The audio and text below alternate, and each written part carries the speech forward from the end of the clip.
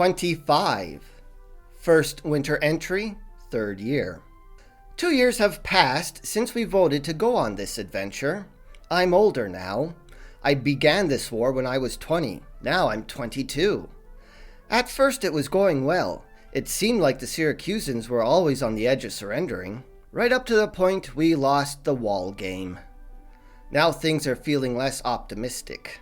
The Spartan general, Gylippus, really whipped the Syracusans into shape.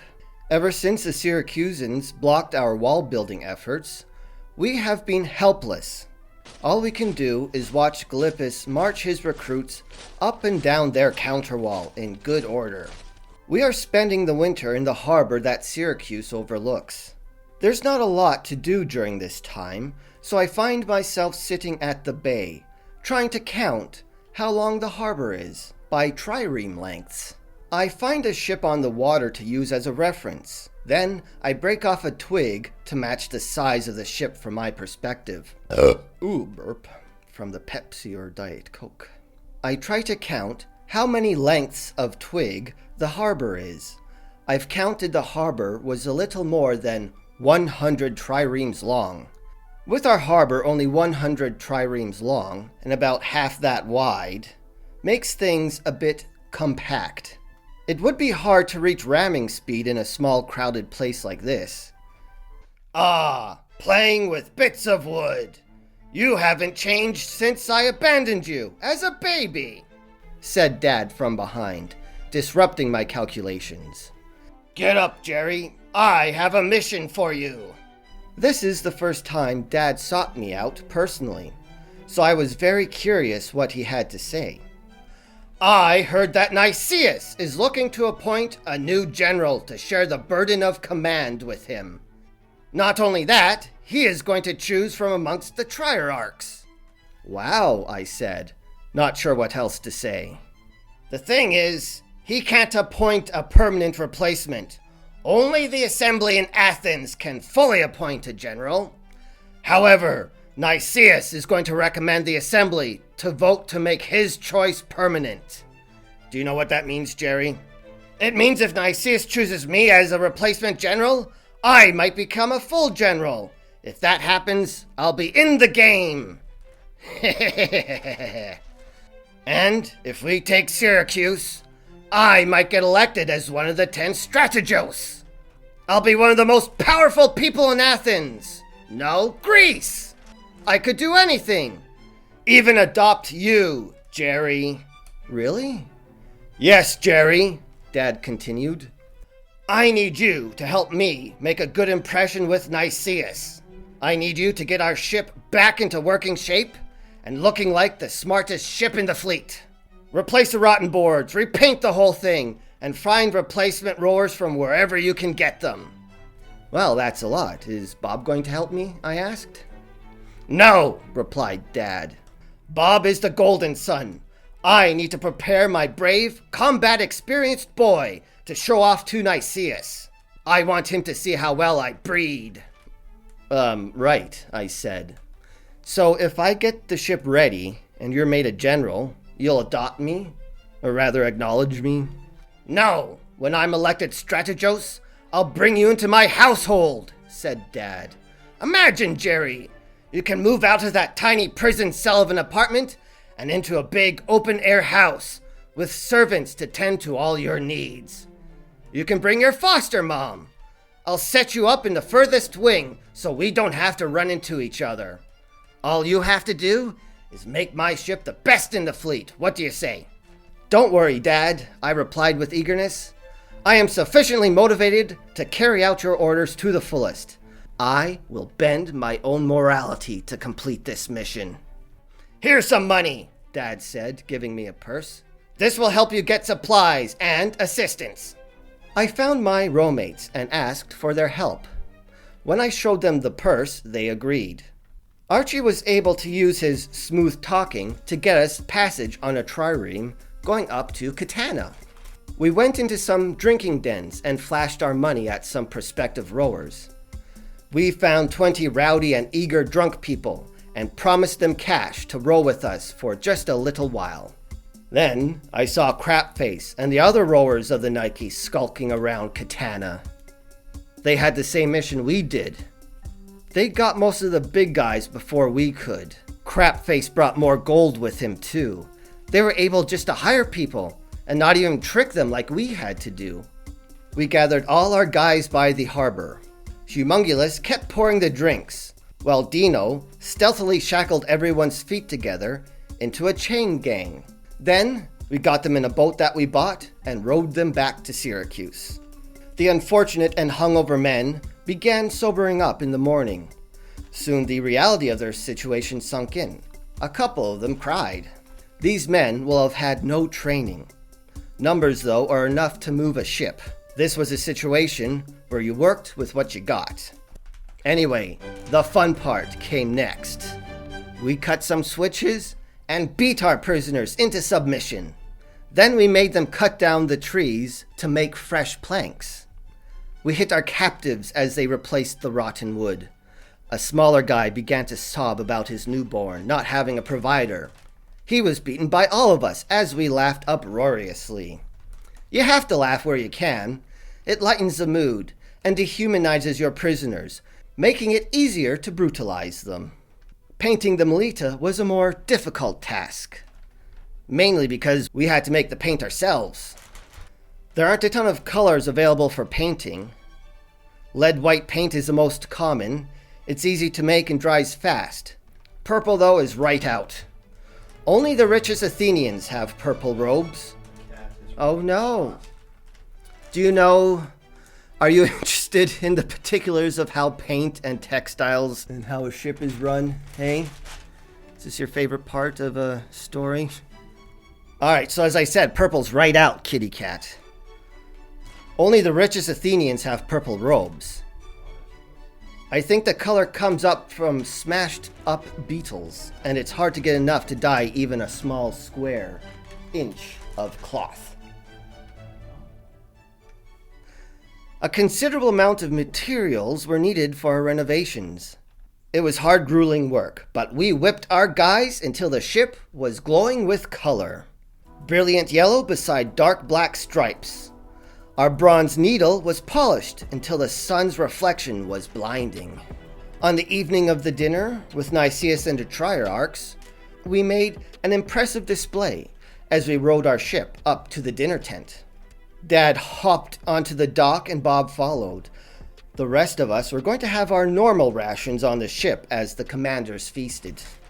Nicias greeted my dad. "You repainted your ship," he said. "It's very colorful, and I like the contrast between the black and the yellow. I am quite impressed." "Oh, that means so much," my dad began. However, Nicias came over with a look of astonishment. "I don't believe it," gaped Nicias. "How could anyone afford it?" Dad was confused. He looked around, then gaped in astonishment himself. The Nike was rolling in, but it had more than a new paint job. "That entire sail is purple," Nicias said. Simon is a very rich man, and the Triarch of the Nike, so he must have blown a lot of talents to dye a piece of material 20 feet tall. Simon arrogantly strode off his ship and towards Nicias and my dad. I was up top. We didn't need to stay down below during the dinner. Soon, the rest of the Triarchs arrived, and the dinner began. The Melita and the Nike were on either side of a jetty. We were separated by only a few feet. From where I could see, the Nike crew was given extra food, probably from their rich captain, Simon. As I tried to savor my cheese clump, I was hit by a messy projectile. I was angry to find yogurt on my face, thrown by someone from the Nike. "Hey!" Dino screamed. "Stop throwing food like children!" He got hit by a cooked goose and fell into the water. The Nike was eating well. Dino raged in the water and crap-faced yelled out, "Food fight!" I hesitated to throw my cheese. However, the food the Nike was throwing over was much better than what I had, so I chucked the cheese and started picking up all the little tasty morsels I could find on the deck. Dad yelled out and everyone stopped dead. He ignored the scene and boarded the Melita in angry silence. I had to wait until we beached the Melita before Dad told the story. What happened, I asked. Were you made a general? Bah, said Dad, and didn't respond with much else. So Bob stepped in. Nicias read us a letter after the meal, Bob said. It's a letter he intends to send to the Athenian assembly. Oh, good, I said. He put his recommendation in for the new general, right? The letter began by informing the assembly of our current situation, continued Bob. He wrote about the arrival of the Spartan general Gylippus, and the defeat we suffered with the counterwall, and how we can no longer contain Syracuse. He also mentioned the enemy reinforcements. Ships from Syracuse's sister city of Corinth, and hoplites from Boeotia. Nicias then explained that our triremes are rotting and the crews are deteriorating with them. Tell me about it, I interrupted. 20 was the most rowers we could get. He also asked for reinforcements, the same amount we left with. That's tens of thousands of people, I said. Nicias thinks we should leave if we can't get the reinforcements. I feel like Nicias has said something like this before, I thought out loud. But was Dad made a general? Am I getting readopted? No, Dad answered. Nicias is going to let the assembly decide. If Athens chooses to give us reinforcements, they will send generals from home. And Nicias is asking to retire because of his kidney disease. It seemed like now this expedition was actually over. Unless Athens approved 10,000 more reinforcements. I returned to my rowmates and 20 prisoners. They were all buzzing about the fun they had that night with the food fight. Most were laughing. Even that crying guy forgot about his baby. I'm tired now, so I'll stop writing. 26. Second winter entry, 3rd year. Dear Journal, it's been very routine here. We've been rowing up and down the harbor, getting our prisoners into shape. Ships are randomly showing up here from Athens with messages. I got a letter from home with one of these ships. I read the letter out to my rowmates and the prisoners. They were interested in hearing about recent developments in such a faraway city. Dear Jerry, disaster! Absolute disaster! Things were going good after I got your last letter. I was living off the money from renting out our slave. Alcibiades' meddling in Sparta put an end to the good times. According to the rumors, after Alcibiades was arrested, he escaped. The traitor made his way to Sparta and defected. Apparently, there was a big speech where Alcibiades claimed that he was the one who was betrayed, being wrongfully convicted of a crime he did not commit. Bah! He then convinced the Spartans to send help to Syracuse and to invade Attica. I suppose the peace is over now. It's bad enough that the Spartans are back ravaging our crops. Now they have a base where they can send out troops all year round, preventing the farmers from growing the crops. And food prices are through the roof. Love, Mom and Hercules. This news was a bit shocking for all of us. To learn that the Spartans were invading our home again? Humongulus had a grandmother, Demetra, in Athens, who raised him. She would be older than my foster mom, and more frail. It was Demetra who encouraged Humongulus's love of theater, as well as his love of lifting things. She needs a lot of help to shop for food, said Humongulus. I need to get back there to help her. My brothers are hotheads, said Dino. I had to stop them from lying about their age to go on this expedition. They'll get themselves killed trying to fight Spartans if I'm not there. I thought you said your brothers were killed by the Spartans, I said. I meant they killed all my sisters, Dino said, thinking. Yeah, that's right. All my sisters were killed, and now I only have brothers. Right. Let's not worry, I said, trying to comfort everybody.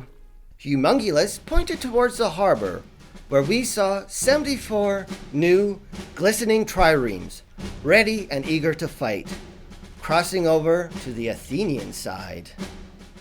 So Athens did send us reinforcements, same amount we left with the first time.